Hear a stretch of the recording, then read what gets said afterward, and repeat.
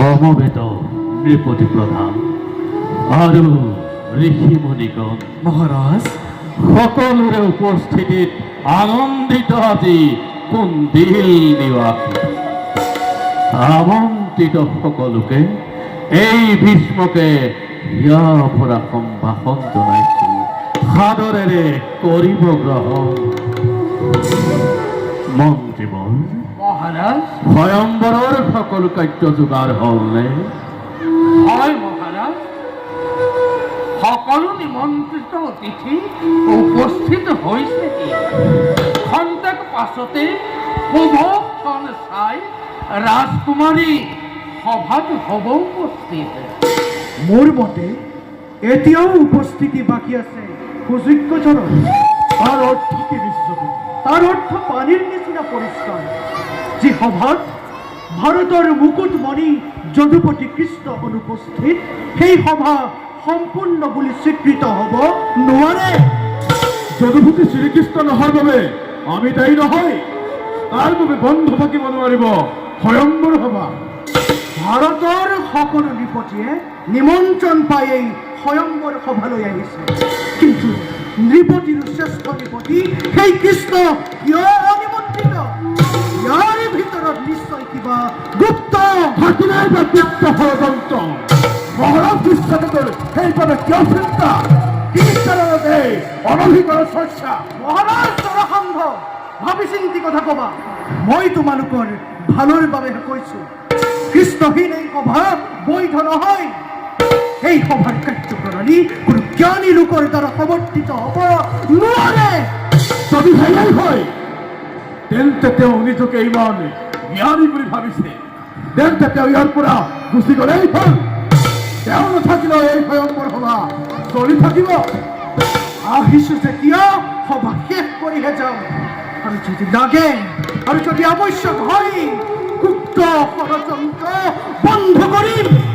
কৃষ্ণ বিদ্ৰোহী সকলোকে যথোচিত শাস্তি প্ৰদান কৰিম সাৱধান কৃষ্ণৰ পদলে অহংকাৰে বিশ্বকেতো তোৰ বৰ কথা আৰু মোৰ সহ্য নহয় তোৰ অন্তৰত স্পষ্টভাৱে কণ্ডিলৰ বিৰুদ্ধে মৃত্যুভৰক বিহিত দেখা পোৱা গৈছে নিত্যভাৱে আহি তই ধৰ্মহতটো সাজিব খুজিছ তোৰ স্থান ইয়াত নহয় নিজৰ নাম ৰাখি কৃষ্ণৰ চৰণত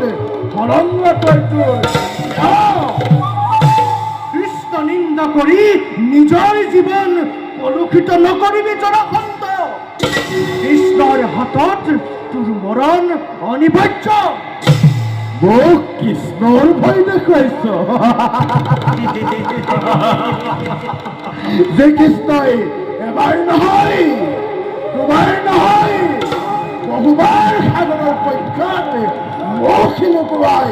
নিজৰ জীৱন ৰক্ষা কৰিছিল সেই কৃষ্ণৰ জৰাসন্ধই কদাপি নকৰে ভয় কৃষ্ণ সমবীৰ নাই ভাৰতত কৃষ্ণৰ আগত তই সামান্য পতংগ গোৱালৰ ল'ৰা কৃষ্ণ পদমে সংকাৰীৰ কথা আৰু মোৰ সহ্য নহয় বন্ধুসকল মহাৰাজ জৰাসন্ধ এওঁৰ নামটো বিশ্বকেতু নহয় ধূমকেতু হ'ব লাগিছিল আমি আৰু এই পৃথিৱীত কৃষ্ণৰ নামে সমৰি নাৰাখো আমি সকলোৱে মিলি যাদৱক সমৰঞ্চে নিপাত কৰো জৰাসন্ধ পাৰিবি পাৰিবি তই সঁচাকৈ পাৰিবি নে এই কৃষ্ণৰ দাসী বিশ্বকেতুৰ বৰ কথা আৰু মোৰ সহ্য নহয় দ্বিপদীবৃন্দ ৰাজহুৱা প্ৰথমেই নৰাধমক পথ কৰো চাওঁ বাৰু তাক কৃষ্ণই কেনেকৈ ৰক্ষা কৰে ময়ো প্ৰস্তুত অস্ত্ৰটোল সকলোই হত হত কৃষ্ণ বিৰোধীক যথোচিত শাস্তি প্ৰদান কৰিব পাৰো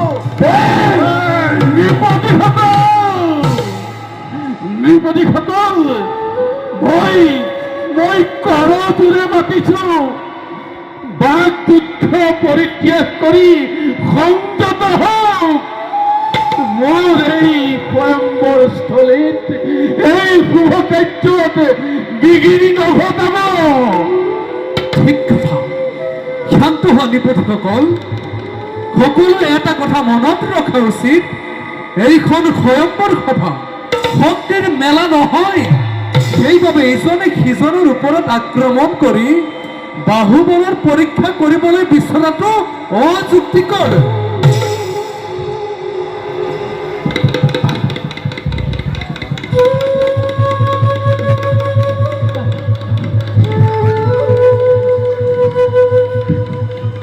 সভাসদসকল কুণ্ডিল কৰি স্বয়ম্বৰ সভাত পদাৰ্পণ কৰিলেই সকলোৱে নিজ নিজ আসনত উপবিষ্ট হওক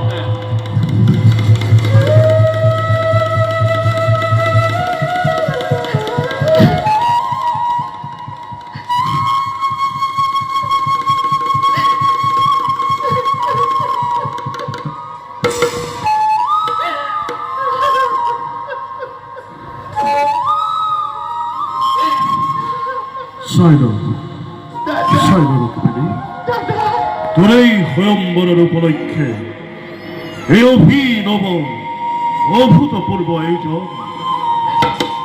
দেওরখী নারদ আরো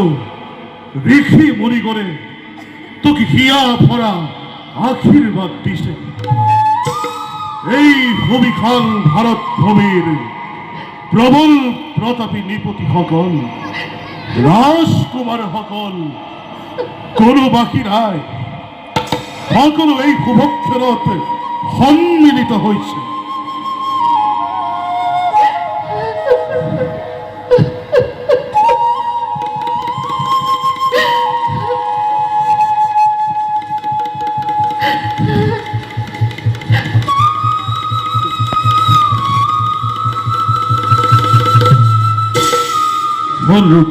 দাদা তোর সন্মুখত হোৱা শ্ৰীৰাজ শিশুপাল এওঁ সৰু হস্ত্ৰ বিশাৰত এওঁই তোৰ উপযুক্ত পাত্ৰ হ'ব এওঁৰ ডিঙিতেই তোৰ বৰমাল্য কৰৰ পৰ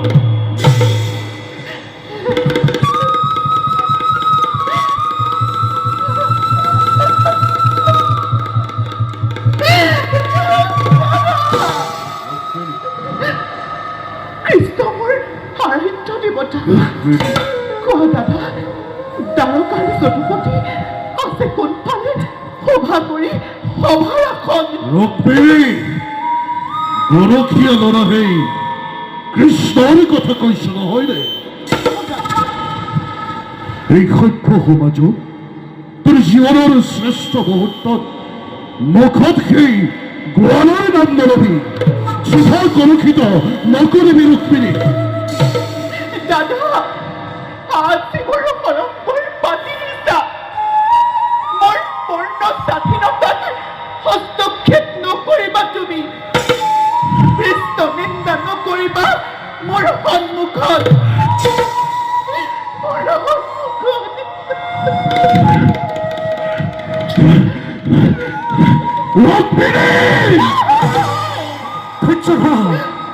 ধৈৰ্য ধৰা কুণ্ডিল কোন এনে কাৰ্য অতি অশুভন স্বয়ম্বৰ সভাত চোৱাচোন কোন সাঁচে বলিছে বতা মহাৰাজ শুনা সভাপতি বিচনাৰে ৰাতুল চৰণ আজীৱন ধৰি কৰি আছো ধ্যান সেই যদুপতি কৃষ্ণ স্বামী মোৰ জীৱনে মৰণে আহা প্ৰভু তোমাৰ এই ৰাতুল চৰণত মোৰ এই পৰমান্য কবিৰ অৰ্পণ। আহা আহা প্ৰভু, নকৰি পলম। আহা প্ৰভু, কৃষ্ণ কৃষ্ণ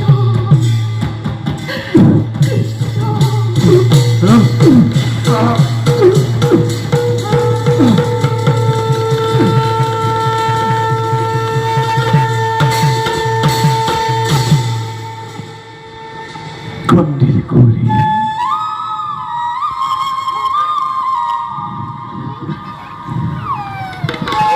প্ৰাণৰ দেউতা মোৰ।